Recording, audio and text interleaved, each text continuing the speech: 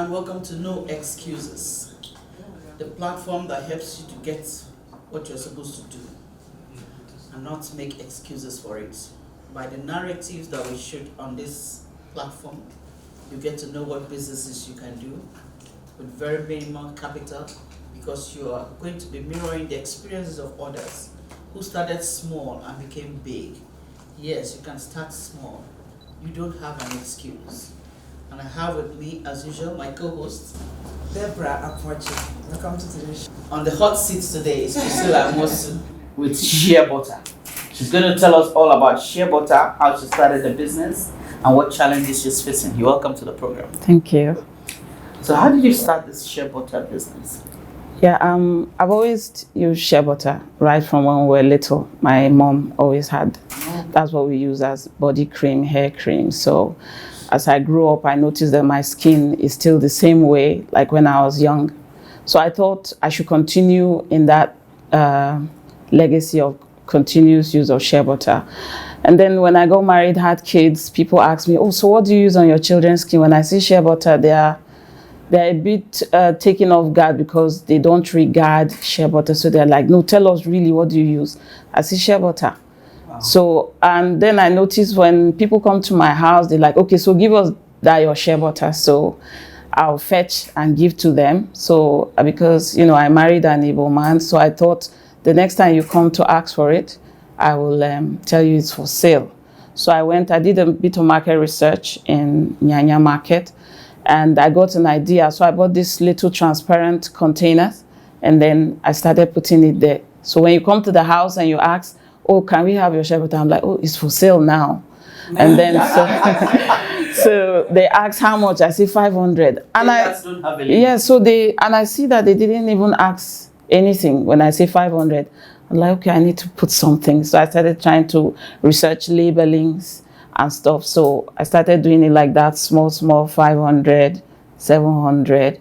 And the market was looking really nice. Besides what it does to the skin, it looks profitable and sustainable. Yes.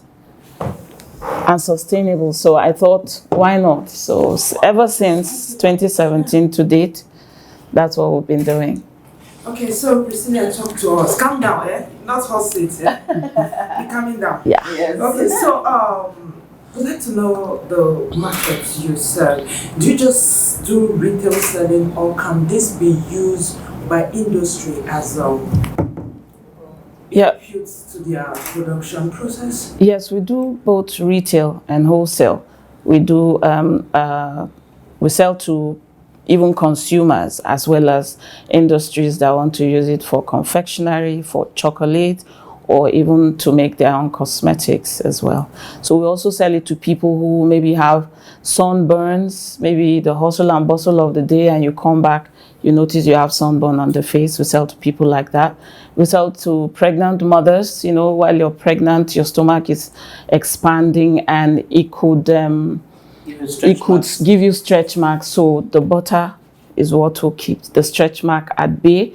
It will reduce it and fades it with time, with continuous use. So yes, we attend to both industries and people who have one ailment or the other that ShelButter is good for.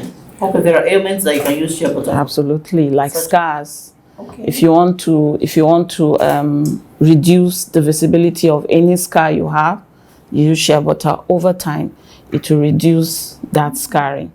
If you have swellings, ShelButter will help to reduce the swelling because it has an anti-inflammatory property in there that naturally, as you use it on that swelling, can bring it down. It's also great for giving volumes to hair, and it reduces dandruff as well.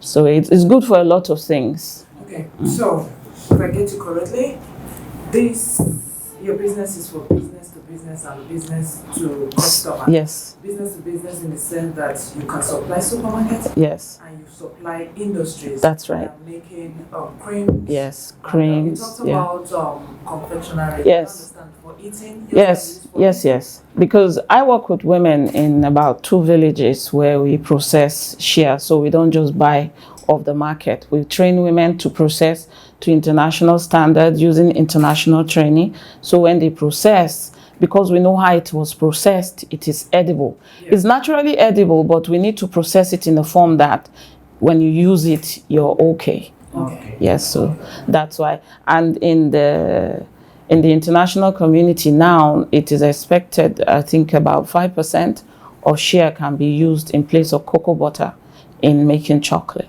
Wow. Okay, so you were discussing with us about your humble beginning.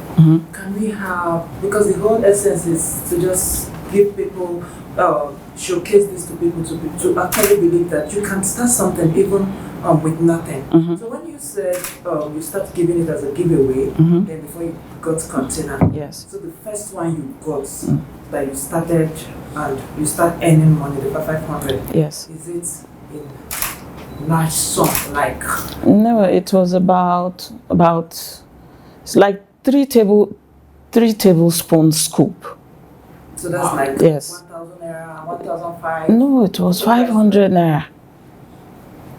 You got a shea butter of 500. No. I got a shea butter of about, I think 300 was the Adainyanya market, and it was a lot that time. So you started selling the raw So if I shea. get you started this business with 300 naira. 300 naira. Oh my God. It was that small.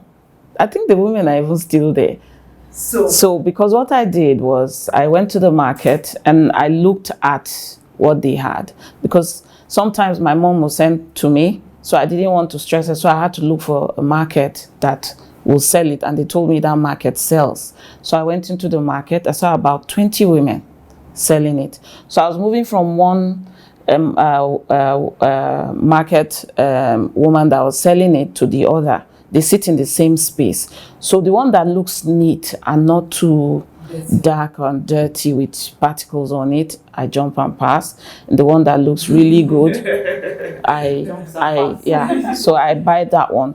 So when I took it home, I noticed that when I did the processing myself with just a bit of knowledge of reading. Yes. And I discovered that, okay, this thing has a bit of sand, even though it looks clean. So it was after that, and I thought, let me look for the village where they come from. So I looked for the village. Yes, so I looked for the village, and I spoke to the village chief. I'd like to work with the women here. Over 200 women, and in the long run, we're looking at training up to 1,000 of them, because we work with 2 villages. So yes, if the government come in, the idea of women in villages being empowered by this product. And the good thing is that it's made in Nigeria. And in Nigeria, the shea butter value chain cuts across the Sahel all the way to the middle belt of Nigeria. We have shea. So there's a lot of potential for people to be employed, where we won't have redundant people in the village doing one thing or the other. And that local economy will continue to boom. So we need government in aspects of funding, equipment automations, good roads, because to come out of the village, the roads are pretty broken. And then people need to be told, like what the chiefs are doing already, is that these trees should not be felled, because it will be what will the children and the children and the children of that community to continue to thrive and have something. It's like they're just sitting on a gold mine. So they have something that will sustain the village forever, because that's absolutely what it is. Wow. For a tree that can stay up to 300 years before you cut it down. You're just so amazed. So you have the shea butter, you have... Yes, so... What else do you make from shea? Yeah, so with the shea, what we do is we also have where we add value to it, and we make what we call Triple Delight. It's made for mature skin. So in here we have shea, moringa, cocoa butter, mango butter. We also make one for dry skin that has shea and mango. We also make black soap as well with the shea. And then we also work with farms to also process cold processed moringa oil as well. Okay. So this cold processed moringa oil is made from moringa seeds. And is this for what? You can use it on your hair, as food, as vegetable oil, and on your skin as well. Wow. Wow. So for viewers out there, looking at you now, for those that don't just want to just blow today, they are ready to roll up their sleeves and put in the job, what would be your candid advice to them? When it comes to Shea, one thing I've personally noticed is that you grow in the business. Yeah. Because business can become tough and then you want to give up. No. You grow each time. Like even when we started, we were seeing small things, like it was hard talking to villagers. It was difficult what we were trying to do. It took time, but over time we've been able to discuss with them and tell them why they need not fall these trees. This is what they can do for themselves. Beside us as a company making profit, but you make more profit because is stationed here.